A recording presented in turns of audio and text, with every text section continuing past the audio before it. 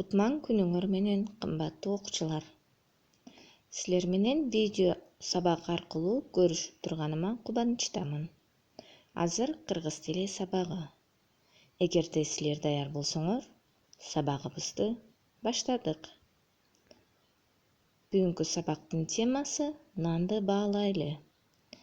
Биз бүгүнкү сабакта нандын кантип жасаларын үйрөнөбүз.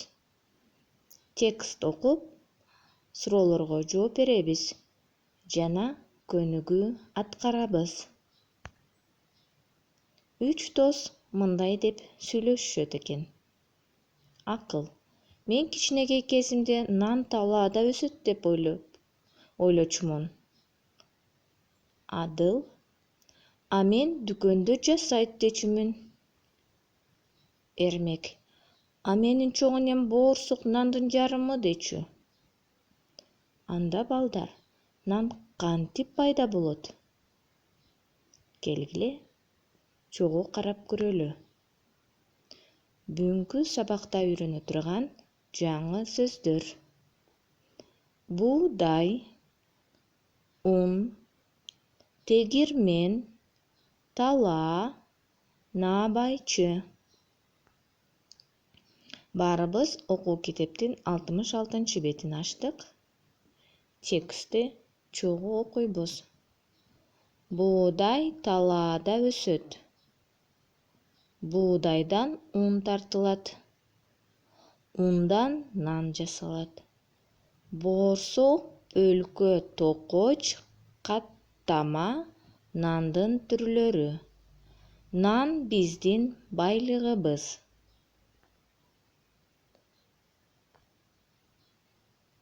Биринчи жерди айдашат, үрөн себишет, өсүп чыгат, буудай бышат.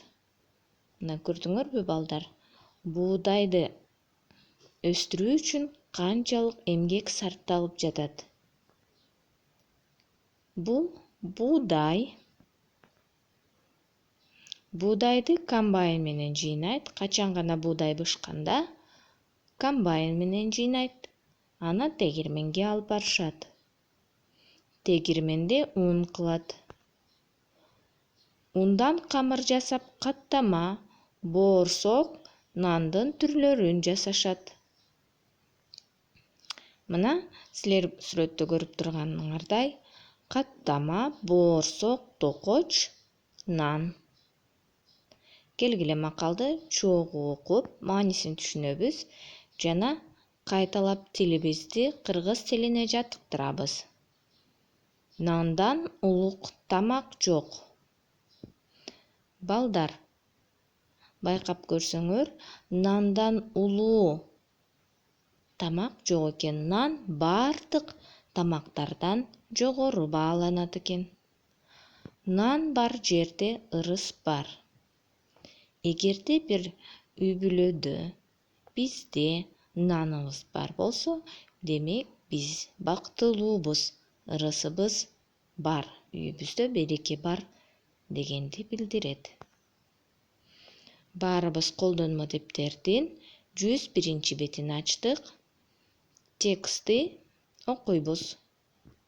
Текстте берилген сөздөрдүн ордуна жазуу түрүндө жазышыбыз керек. Мисалы, нан эмнеден жасалат? Нан буудайдан жасалат. Буудай талаада өсөт. Буудай бышканда комбайн менен жыйнап, тегирменге алып барат. Ал жерден ун кылат. Ундан наабайчы, апабыз жана эжелерибиз нан бышырат. Эгерде бул көнүгүүнү аткарып бүткөн болсоңор, чогуу карап көрөлү. Нан эмнеден жасалат? Нан буудайдан жасалат. Буудай талаада өсөт. Буудай бышканда комбайн менен жыйнап, тегирменге алып барат. Ал жерден ун кылат. Ундан наабайчы апабыз жана эжелерибиз нан бышырат.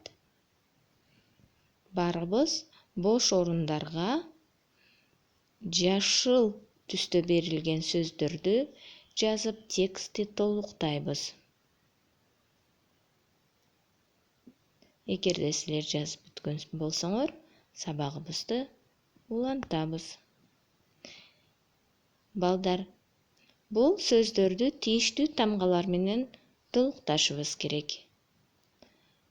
Ундан эмнелер жасалат? Эстейбиз?